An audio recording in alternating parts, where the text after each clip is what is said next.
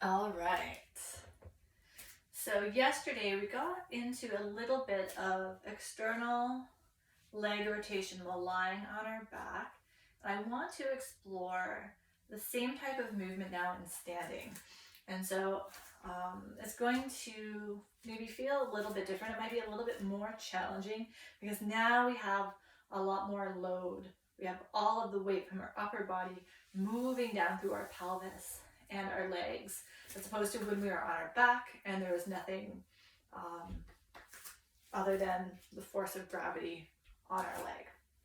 So let's come into a comfortable mountain pose, standing with the feet hip distance apart.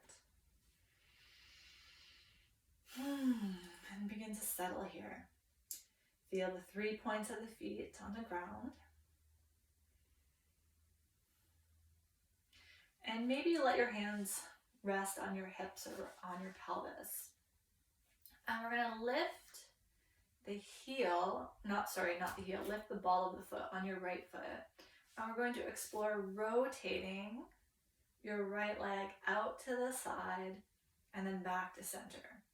So as you rotate, notice if the hips turn with the legs. So if your whole upper body's kind of going with, let's just come back and reset and go a little bit smaller. See if you can find movement through your thigh, okay, through your upper leg without the pelvis moving.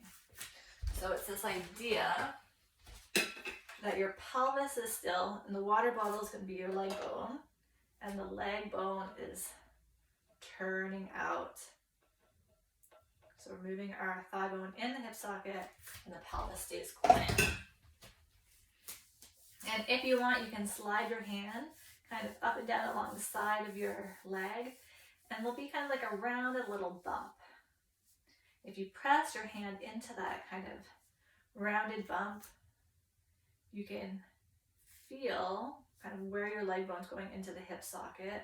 And as you turn your leg out, you can feel kind of the muscles in behind. So if you were to press your hands kind of into your bum, right up the side, as you rotate your leg out, you can feel those muscles engage, because those muscles are drawing the leg out to the side or around to the side.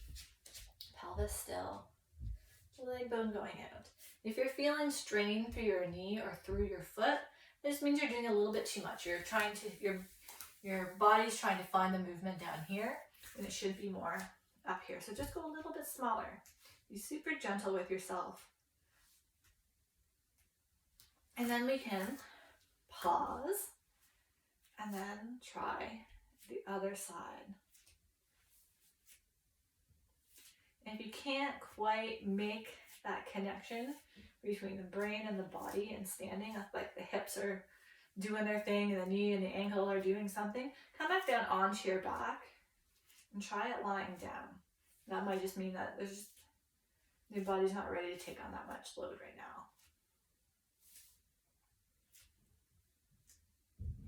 And if you're curious about it, you want to figure it out specifically for your body, what's the best way to do it, we can jump on a call and figure that out for you. Okay, so now let's step the feet a little bit wider than shoulder distance apart. You can let your hands hang, or you can have your hands on your hip.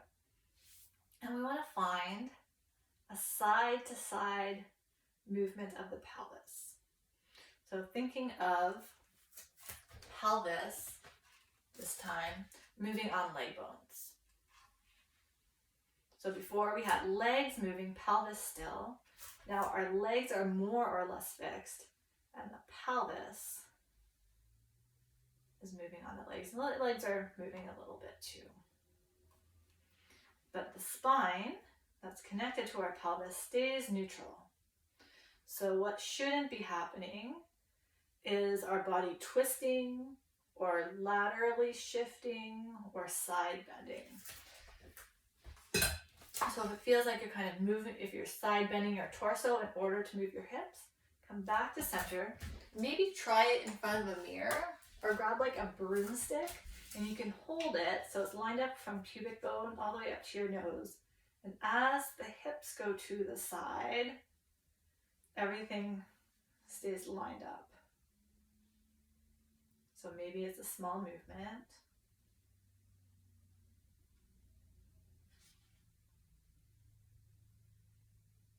And this was another kind of movement that I found really challenging to get in my body.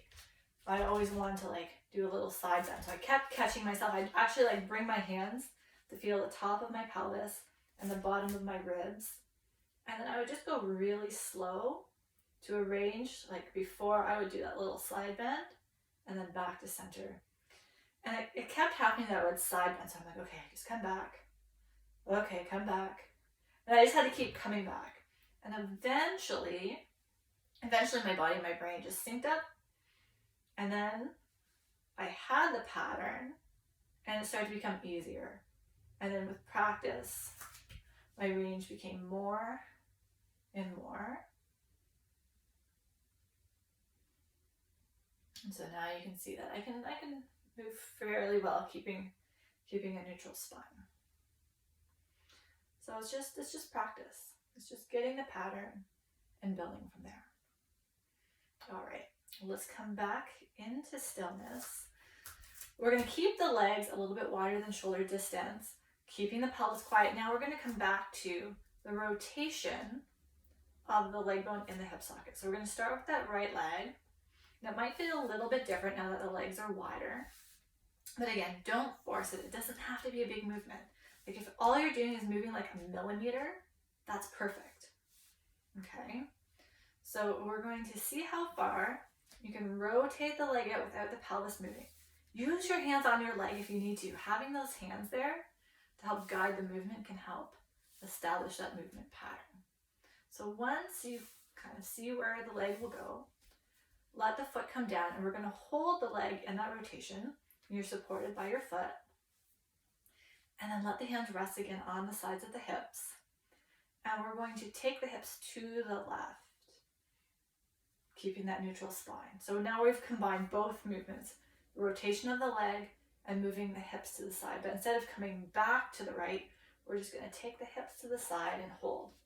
But make sure you keep that neutral spine. Neutral spine, pelvis, moving to the left, and then we can hold it.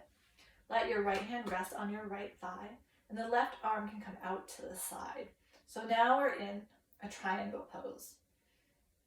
Often in triangle poses in group classes, our legs are much wider, we're reaching, we're side bending. There's all kinds of things happening, and there's a lot of strain in the low back and the sacrum, and it can feel really yucky. So this is a really, really lovely way to develop flexibility, stability, and strength without killing yourself in a full-on yoga class triangle pose. If your arm feels yucky, you can bring it down a little bit, or I just have it all the way down. So let's release the arm down, coming out the way we came in, pelvis back to center, rotate the right leg back to neutral, and then let's explore the left side. Keeping the pelvis quiet, let's find the rotation of your left leg, no matter how small it might be. Really honor what your capacity is. Make sure you're breathing. If you've done it a couple times, let the leg rotate out and let the foot come down. Pelvis shifts to the left. So we want to make sure also that the pelvis isn't like you're not doing a forward bend or a rotation. Just to the side, whatever that might be. And then let the left hand come onto the thigh and extend the right arm out from the shoulder if it feels good. And we'll just hold and breathe here.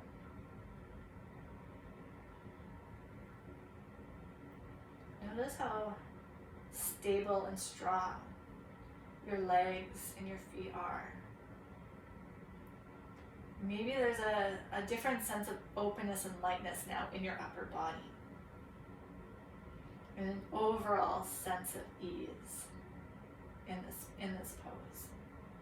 I mean, there's still effort, but you're still working, but you're not killing yourself, right?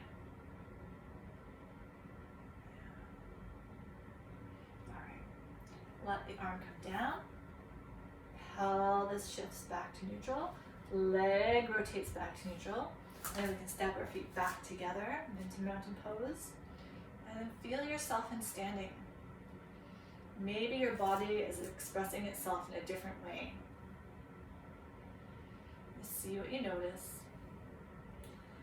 If you want to go back to the rocking video and explore some of the bottom rocking and forearm rocking, have fun exploring that. And if not, whatever happens in the rest of your day, I hope it's wonderful, and I look forward to joining you tomorrow. See you next time.